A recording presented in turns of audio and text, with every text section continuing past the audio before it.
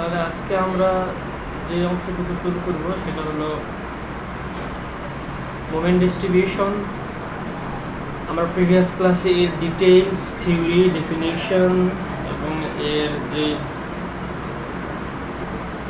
Screen record মানে বোঝে নাই, ওই রেকর্ড করতে হবে যেটা, হ্যাঁ ওইটা আমি স্ক্রিন রেকর্ডার অন করেছি, ওই জন্য এতক্ষণ দেরি করতেছিলাম। এখানে গুগল মিটে মানে গত বছর হচ্ছে বিল্ডিং রেকর্ডার ছিল, এখন নাকি ওরা এটা আবার প্রিমিয়াম করে দিয়েছে, সেই জন্য নাকি রেকর্ড করা যায় না। এই জন্য আমি আবার স্ক্রিন, হ্যাঁ হ্যাঁ হ্যাঁ আমি কেমটিশিয়া প্লেয়ারের স্ক্রিন রেকর্ডার দিয়ে ওইটা অন করে রাখছি, ওটা দিয়ে করতেছি।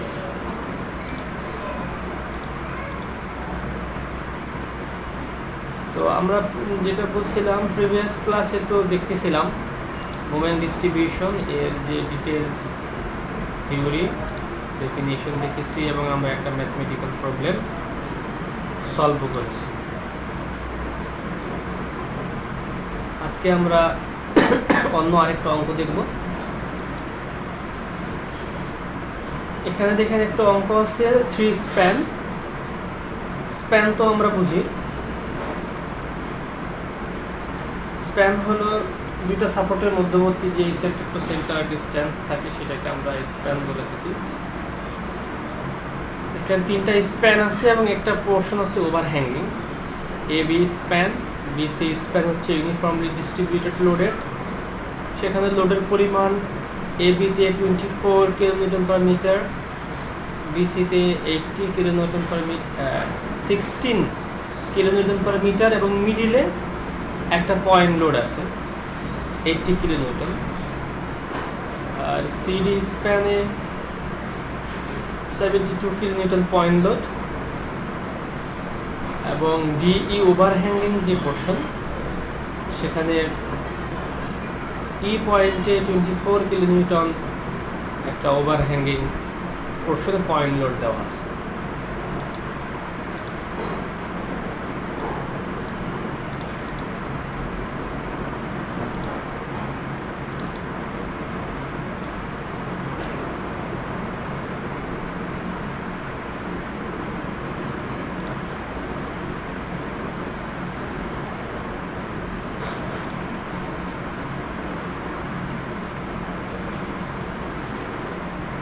দেখেন আমাদের স্প্যানগুলোতে এখানে মিড পয়েন্টে দেওয়া আছে লোড, বাট এই স্প্যানে কিন্তু মিড পয়েন্টে লোড দেওয়া নেই। এই স্প্যানে হচ্ছে আমাদের মিড পয়েন্ট থেকে সার্টেন ডিস্টেন্স দূরে লোডটা দেওয়া আছে।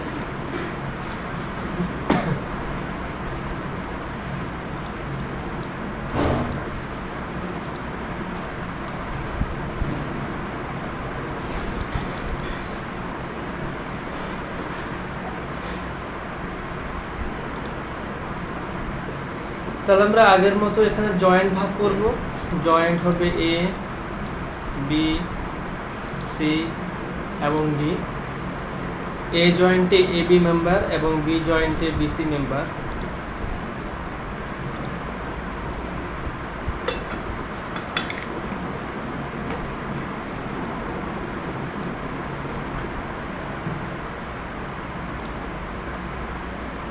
এবং বি জয়েন্টে বিসি, সি জয়েন্টে সিবি এবং সিডি এবং ডি জয়েন্টে ডিসি। দেখেন ই কিন্তু কোনো জয়েন্ট হবে না, কারণ ই এটা ওভারহ্যাঙ্গিং পোর্শন, সেখানে কোনো সাপোর্ট বা কোনো কিছু নেই তাকে সাপোর্ট দেওয়ার জন্য, সেই জন্য এটা আমাদের ডি জয়েন্টে গিয়ে ডি জয়েন্টে একটা এক্সটেনশন ডিই সেটা হবে। আপনারা কি সবাই শুনতে পাচ্ছেন আমাকে ঠিক মতো?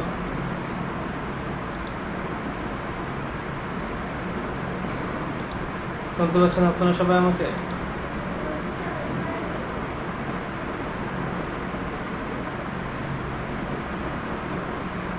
আচ্ছা,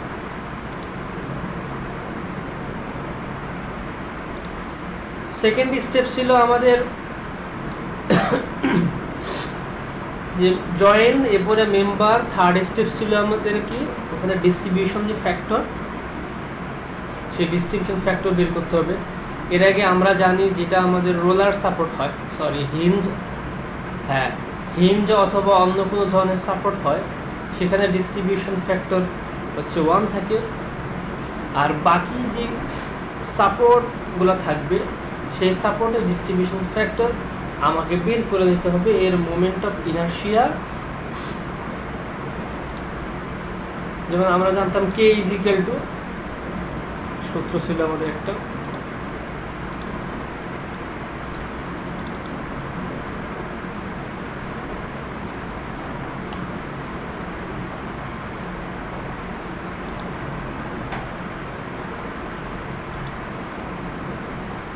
সূত্র ছিল K is distribution factor is equal to K, উপরে ছিল কে অফ দ্যাট মেম্বার, যে মেম্বারকে বের করবো তার stiffness divided by summation of all the stiffness of the joint. তো ওই জয়েন্টে যতগুলো মেম্বার ছিল তাদের যে স্টিফনেস সেগুলোর জয়েন্ট যারা ভাগ করলে আমরা ওই পয়েন্টে ডিস্ট্রিবিউশন ফ্যাক্টর পাবো। তো এখানে যদি আমরা ডিস্ট্রিবিউশন ফ্যাক্টরগুলো বের করি সেটা দ্বারা আমাদের এই পয়েন্টে তো 1 হবে, কারণ এই পয়েন্টে তো আমাদের হেঞ্জ সাপোর্ট, এই পয়েন্টটা অন্য কোনো মেম্বারও নেই এবং এই পয়েন্টটা হচ্ছে হেঞ্জ সাপোর্টে আছে, তাই আমরা সেটাকে ডিস্ট্রিবিউশন ফ্যাক্টর ধরবো 1। বাকি বি পয়েন্টটা আমি যদি বের করতে চাই, দেখেন বি পয়েন্টের স্টিফনেস দুইটা মেম্বারের দুই রকম, একটা মোমেন্ট অফ ইনার্শিয়া, একটা হচ্ছে 3 আর একটা হচ্ছে 10I। এর আগে আমরা যখন বের করেছিলাম তখন এই সূত্রটা আমরা ইউজ করেছিলাম, আমরা বলছি সূত্রটা ইউজ করলেও হবে, আদারওয়াইজ ওটার যে স্টিফনেস দেওয়া সেগুলা বের করে নিলেও হবে।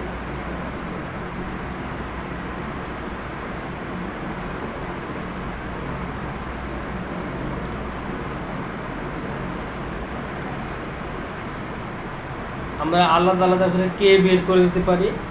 তো কে ইজ ইকুয়াল টু ছিল 4EI/L। যদি 4EI/L হয় তাহলে BA মেম্বারের জন্য KB কত হবে, KBA এবং KAB। KAB আমাদের লাগবে না কারণ এই পয়েন্টের ডিস্ট্রিবিউশন ফ্যাক্টর মানে 1। বাট আমি যদি KB পয়েন্টে বের করতে চাই B এর জন্য 4EI/L, এখানে E এর মান হচ্ছে 3EI, মানে 4 ইন্টু 3EI হবে, তাহলে 12 হবে, ডিভাইডেড বাই হবে 6, এটা হবে 0.2। আর BC মেম্বারের জন্য কি হবে 4 ইন্টু 10 ডিভাইডেড বাই 12।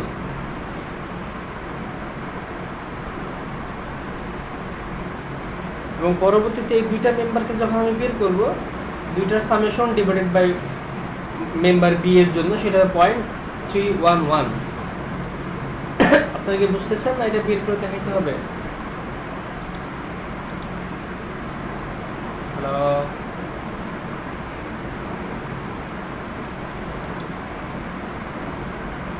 আপনারা কি বুঝতেছেন নাকি বের করে দেখাতে হবে?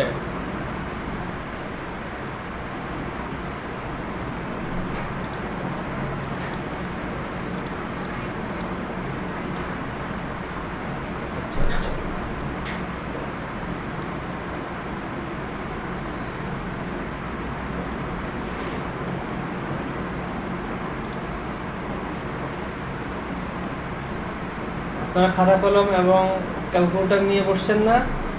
এই সূত্রটা আগে লিখেন নিজেদের খাতায়, 4EI/L।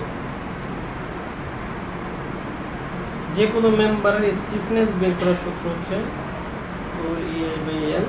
তাহলে আমরা যদি আমাদের নিজেদের প্রবলেমে যাই, সেখানে কি ছিল, KBA বের করব। KBA হবে, এখানে টেক্সট অপশন তো যাওয়া যাচ্ছে,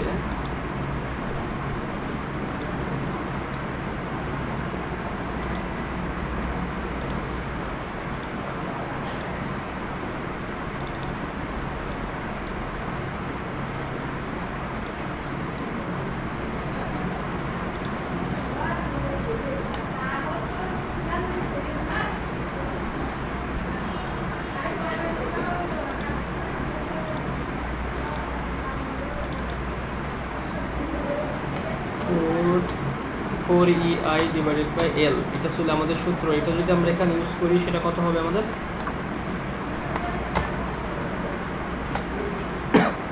4 তার সাথে মাল্টিপ্লাই করতে হবে EI, এখানে হচ্ছে 3 ডিভাইডেড বাই 6, এটা করলে আসতেছে 2, তাহলে এইটুকুর মান হবে 2। এটা কোনটার জন্য? KBA লেখা দেখা যাচ্ছে?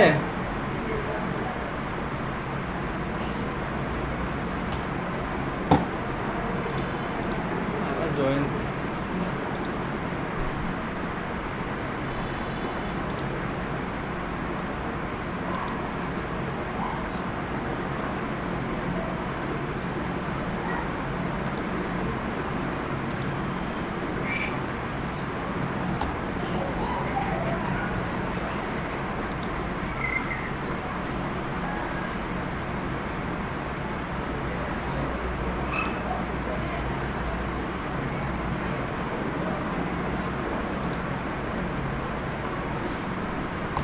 এখন বের করি আমরা KBC।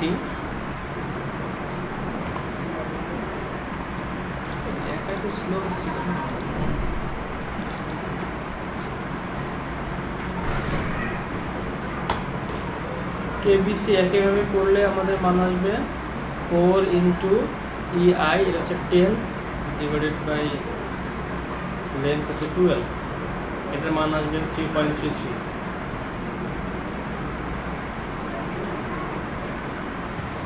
আপনারা যথাসময়ে ক্লাসে জয়েন করেন, একটু পর পর একদিন করে জয়েন করে আর আমার ওইদিকে গিয়ে তাদেরকে জয়েন দিতে হয়। সেই 10:30-এ আমি তো অনেক আগে বলে দিয়েছি 10:30-এ ক্লাস হবে, এখন বাজে 11টা বাজতে 5 মিনিট বাকি আছে। এখনও যদি এক এক করে ক্লাসে জয়েন করতে আসেন, তাহলে আমি কি এদেরকে অ্যাড করব না আপনাদের ক্লাসেই নিব? তাহলে KBCর মান হচ্ছে 3.33। এখন আমরা এই পয়েন্টের যদি ডিস্ট্রিবিউশন ফ্যাক্টর বের করি DF, তাহলে DF ইজ ইকুয়াল টু হবে BC, এই অংশে স্টিফনেস ছিল 2, আর সেটাকে ভাগ করতে হবে 2 প্লাস BC এবং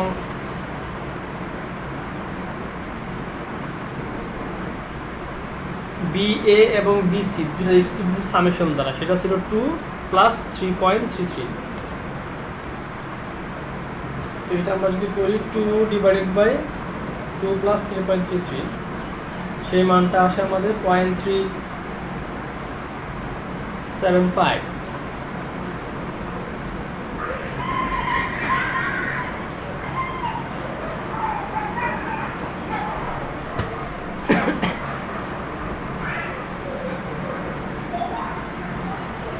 এরকমভাবে প্রত্যেকটা মেম্বারের আমাদের বের করার আগে 3টা কাজ করতে হবে। প্রথমে ওই মেম্বার, ওই জয়েন্টে যে কয়টা মেম্বার আছে তাদের জয়েনিং স্টিফনেস বের করতে হবে।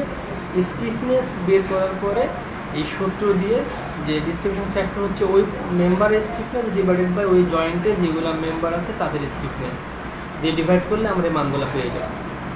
একই প্রসিডিওরে আমরা হচ্ছে এই বি পয়েন্টের যে দুইটা স্টিফনেস BA এবং BC সেটা বের করব, আর সি পয়েন্টের জন্য এইদিকে হচ্ছে CB আর এইদিকে হচ্ছে CD, এই দুইটা আমরা বের করব। আর ডি পয়েন্টে যখন আমরা যাব সেখান থেকে স্টিফনেস 1, কারণ এর সাথে অন্য কোনো সাপোর্ট দিয়ে মেম্বার জয়েন্ট নাই, যে যা একটা আছে সেটা হচ্ছে এখানকার ওভারহ্যাঙ্গিং পোর্শন। এই DE ওভারহ্যাঙ্গিং পোর্শনের জন্য কোনো ডিস্ট্রিবিউশন ফ্যাক্টর বা এগুলো আসবে না।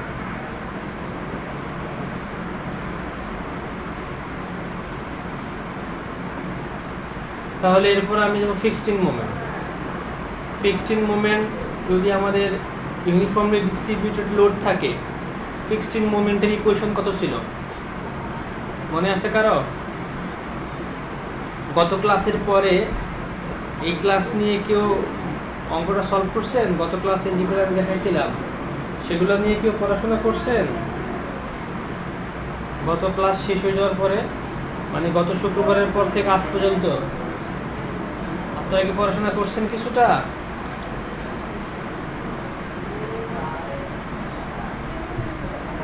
শুনতে পাচ্ছেন আমাকে? তো আপনারা তো রেগুলারের পড়াটা রেগুলার করেন না, তাহলে আপনারা কিভাবে মানে আজকের ক্লাসে বুঝতে পারবেন? এটা শুধু আমি বলে দিব আর রেকর্ডিং আছে, রেকর্ডিং দিয়ে দিব, এরপরে পরীক্ষার সময় কি করবেন না করবেন আপনারাই ভালো জানেন। পড়াশোনা করেন না কেন আপনারা রেগুলারলি? রমজান মাসে তো আরো পড়াশোনা করতে সুবিধা, খাওয়া দাওয়ার টেনশন নাই, দৌড়ঝাঁপের টেনশন নাই, শুধু পড়াশোনা আর পড়াশোনা।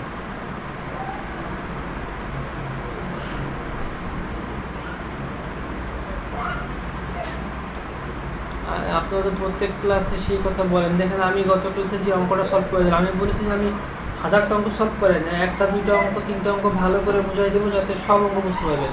ওই একটা অঙ্ক আমি ওদিন চাইলে 10 মিনিটে বোঝাই দেওয়া যায়, আমি আপনাদেরকে 1-1.5 ঘন্টা সময় নিয়ে একটা অঙ্ক ভালো করে ডিটেলস বুঝাইলাম। এখন যদি আপনারা ফিক্সড ইন মোমেন্টের সূত্রটুকু না পারেন তাহলে কেমনে হবে?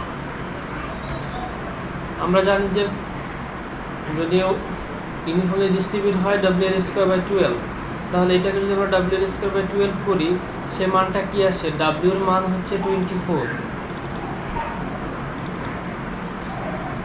W এর মান 24, তার সাথে গুণ করতে হবে L², L² মানে 6, 6 স্কোয়ার করলে 36, একে ভাগ দিতে হবে 12 দ্বারা। এটা করেন কত হয়? ক্যালকুলেটরে করেন, করে আমাকে জানান।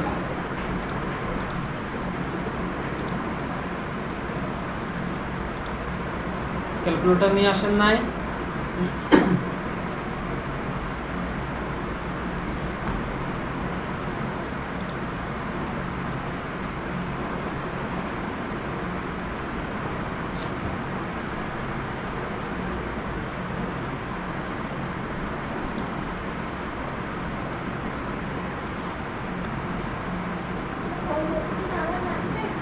তাহলে এটা আসবে আমাদের মাল্টিপ্লাই করলে সেখানে 72 আসবে, 72।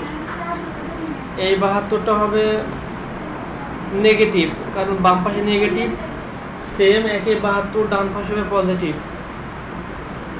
এবং এই পয়েন্টে দুইটা মোমেন্ট আসবে, একটা পয়েন্ট লোডের জন্য এবং আরেকটা হবে ইউডিএল এর জন্য।